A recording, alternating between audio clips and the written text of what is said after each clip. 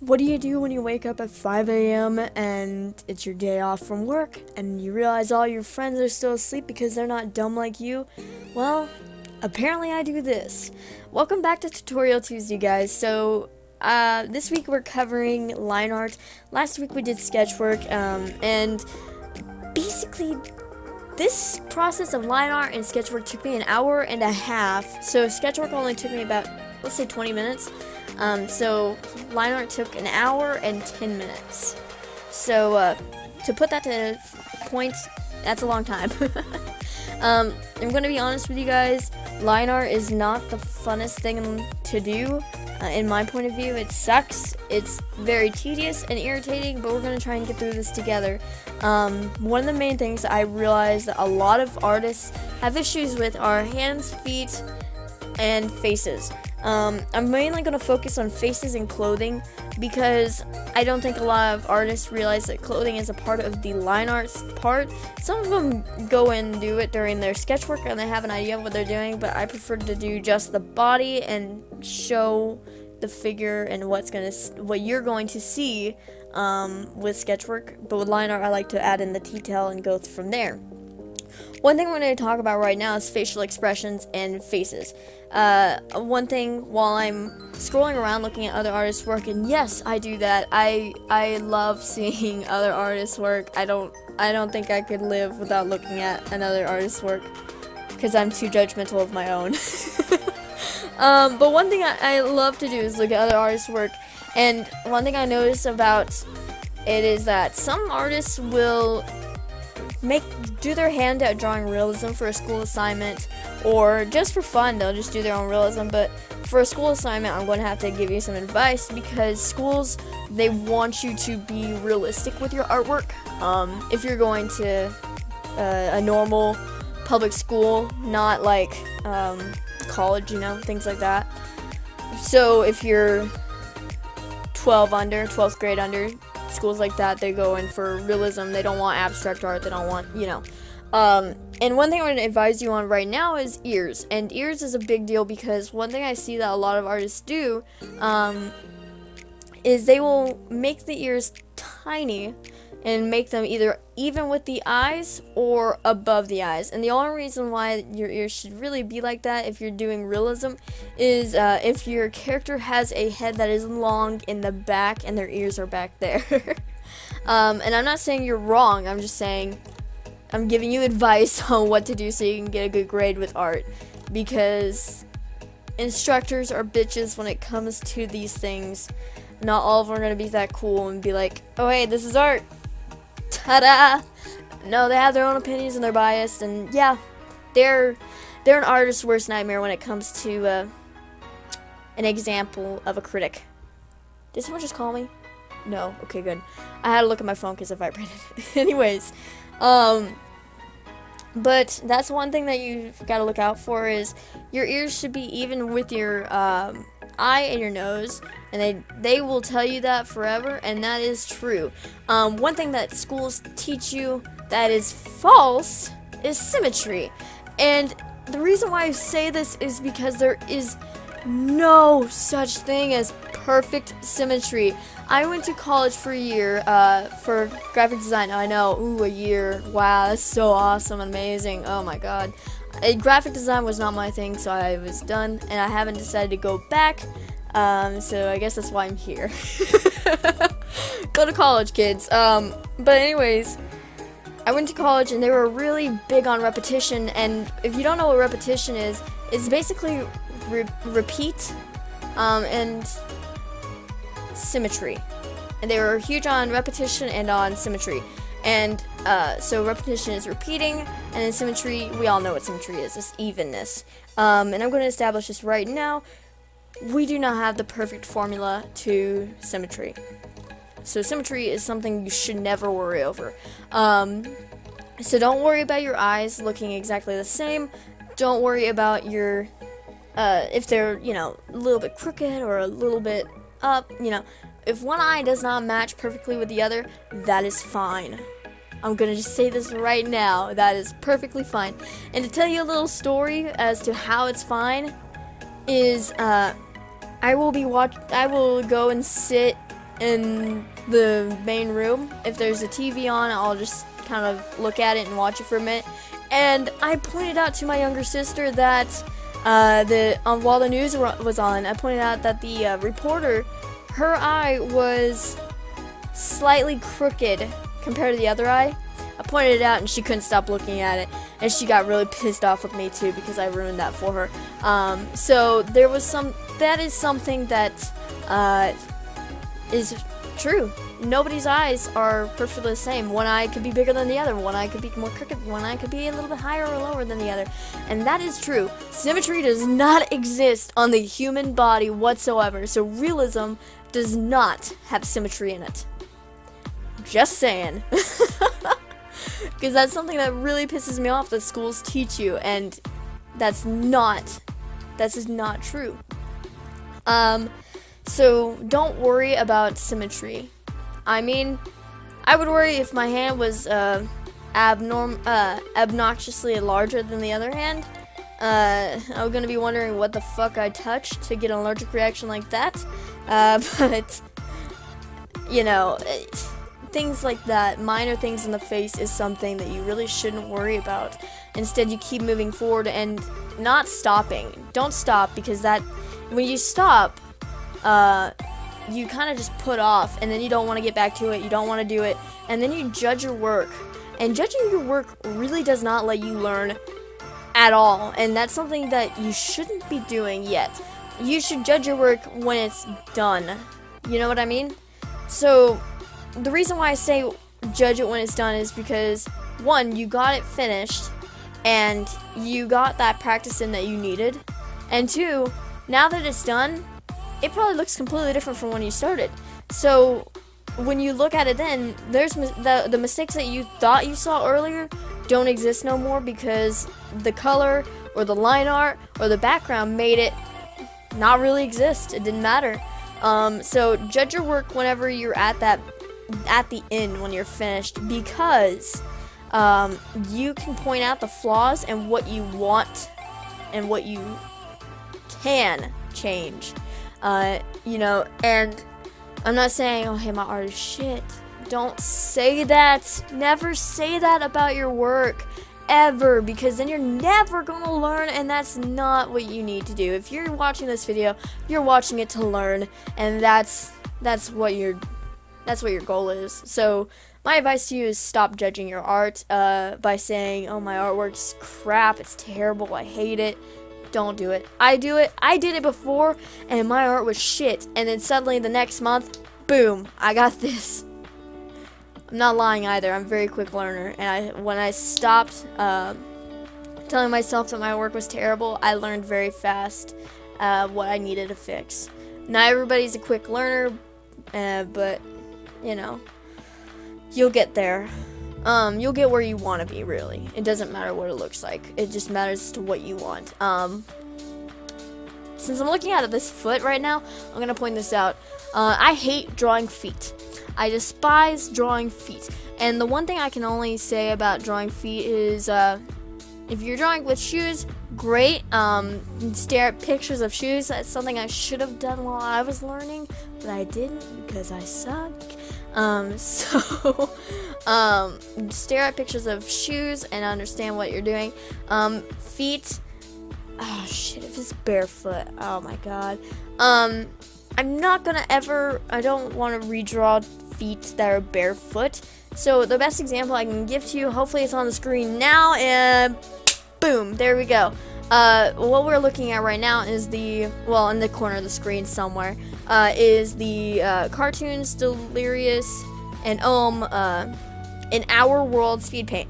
And that was probably the best example I can give of feet. And yes, I know that their feet were technically monster kind of feet, so they're larger and a lot more different than a normal human foot. But if you pay attention, the toes are probably the best way you can learn. So if you saw that, then you see that I did little ovals for each toe, and that's kind of just the best way I can tell you to go about it. Past that, I just draw shoes. I don't, feet, no. Jesus. one thing I should mention is whenever you do line art on, say, Photoshop, and I know that if you're doing traditional art, I'm very sorry that my traditional art doesn't necessarily make it onto these videos. I have very little practice and such, but whenever you do line art on Photoshop, I don't know if you've noticed this, but I don't resize or rotate any of my line art, and that's because, again, my line art is pretty much the fine lines of my sketch work, and I don't rotate or resize them because then the lines get fuzzy, and it's hell for me whenever I go and color in everything. So if you use Photoshop, I suggest you don't resize or rotate your lines. It's a suggestion. You don't have to follow, but if you're doing coloring the same way I do coloring, you definitely should consider it. Is that a spider running across my floor? Give me 1 second. Nope, it was a cricket. I hate crickets more than anything in the world. Hands. Okay, so hands are probably my second least favorite thing to do, and I don't know if I gave you this idea or not, but if you put your hands out to where the back of your hands are in front of your face, okay? So notice how your thumbs are pointed inward, and then flip your hands around to the palm, so the palms are facing you, your thumbs are outward. This is something I struggle with a lot. So whenever you go through and you do that, try and double check and make sure that your thumb is in the right direction. That way your entire hand doesn't look stupid. Just a suggestion, because that was an issue I've had for years. And sometimes I have to write right and left next to the arms because, again, the character is a mirror image. So not really a mirror image, but it's kind of like how the mirrors work. Sorry, how a photo works, not a mirror. I can't think. Science is not my idea right now. Clothing, because clothing is important to everyone, and so society does not approve of people walking around naked, or at least ours doesn't. One thing that I actually own, and I am not ashamed of it, I don't mention it to anybody, but I'm not ashamed of it, is that I have a book that lists different clothing type, and I think the year was 2013 maybe.